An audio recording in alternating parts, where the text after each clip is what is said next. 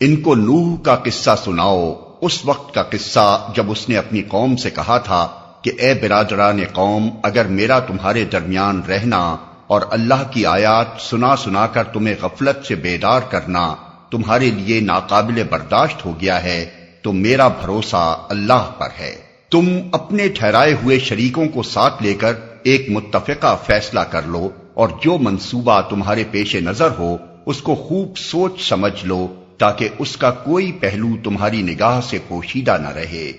پھر میرے خلاف اس کو عمل میں لے آؤ اور مجھے ہرگز مہلت نہ دو۔ تم نے میری نصیحت سے منہ موڑا تو میرا کیا نقصان کیا؟ میں تم سے کسی اجر کا طلبگار نہ تھا، میرا اجر تو اللہ کے ذمے ہے، اور مجھے حکم دیا گیا ہے کہ خواہ کوئی مانے یا نہ مانے میں خود مسلم بن کر رہوں۔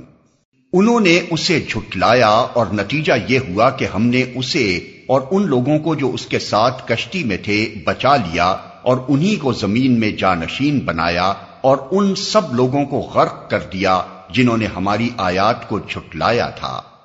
پس دیکھ لو کہ جنہیں متنبع کیا گیا تھا اور پھر بھی انہوں نے مان کر نہ دیا، ان کا انجام کیا ہوا۔